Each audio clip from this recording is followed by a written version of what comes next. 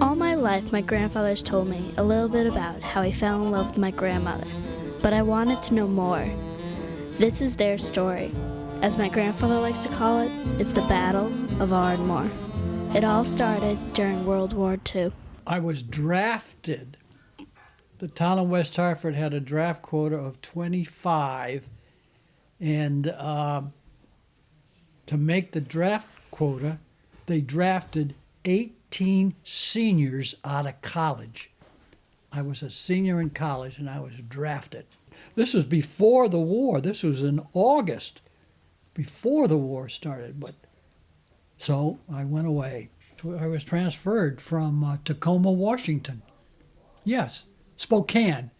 We were up in Spokane, and it was too cold. I was with the B-24 bomber group, and it was too cold for formation flying. So we went from Tacoma down to Ardmore.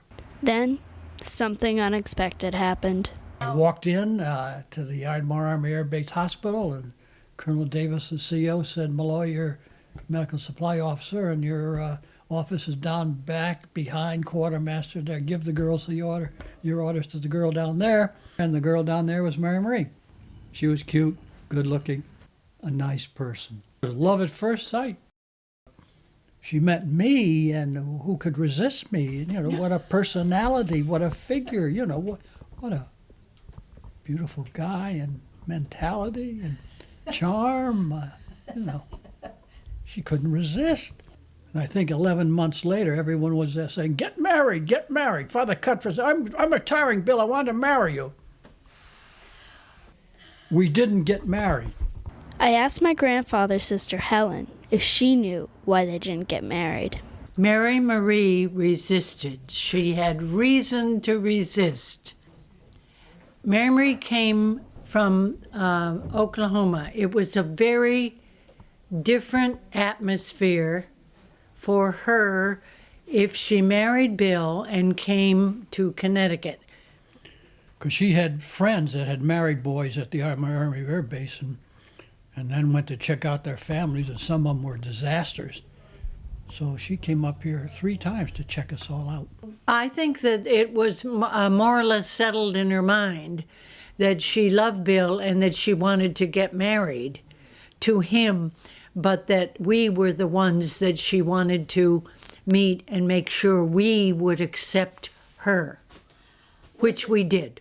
It's the very first time that I met her when she got off the train, and we welcomed her. We were glad to see her. And we went into, after she was settled up in the room, she came downstairs and we went into the living room. And it was afternoon, and I remember that I took off my shoes, and she was delighted. She kicked off her shoes too and said, "I am so glad to have my feet free. I'm glad you took yours off." So we became real friends after that. Years afterwards, Mother said, "We will keep Mary Marie. Bill can go." Thanks a lot, Mom. Yeah.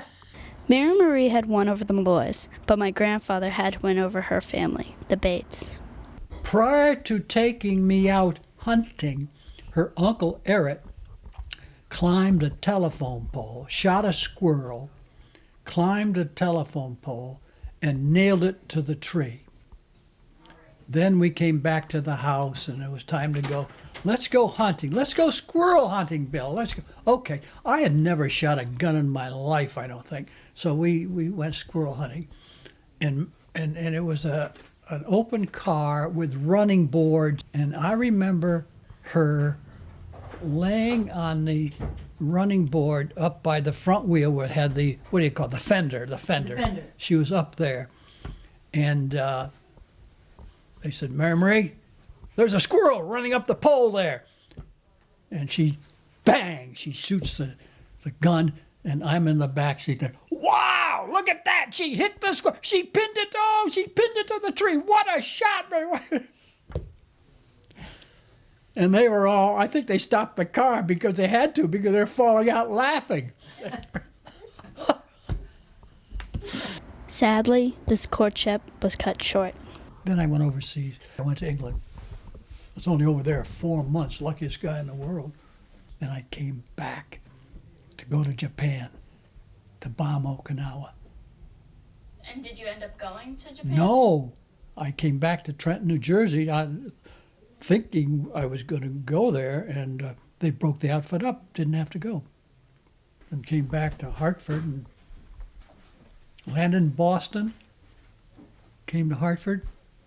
Couldn't get married, guys, come on, we're all going to, Dad had had a heart attack and all this and that, so no, we're not going. So I went down to Ardmore.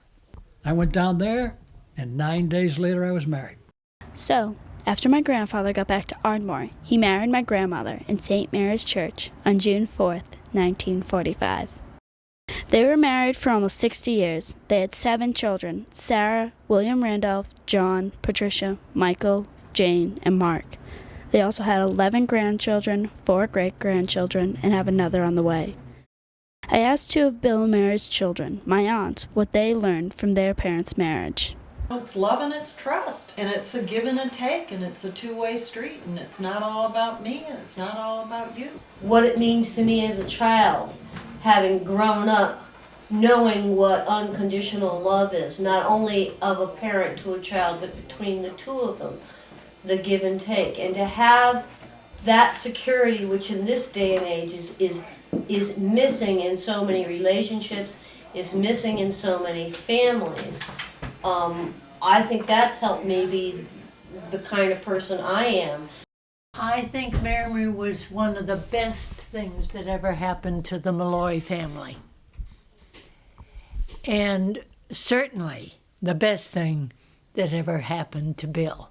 My final question, I asked him, Daddy Bill, you were married for almost 60 years. What do you think made your marriage last so long? Oh, there are problems in every marriage, but we made out. God in heaven guided us. Marriage made in heaven. That's the only way to look at it. Sadly, their marriage ended with the passing of my grandmother on February 22nd, 2005. But my grandparents had a love that many of us have never seen before. In our day and age, when more relationships seem to fail, I see hope through my grandparents, that there really are love stories that really do live happily ever after. Well, it was a great battle. I won. Close it off. I conquered her. Or did she conquer me? She conquered. There. That's the answer. She conquered me. Right.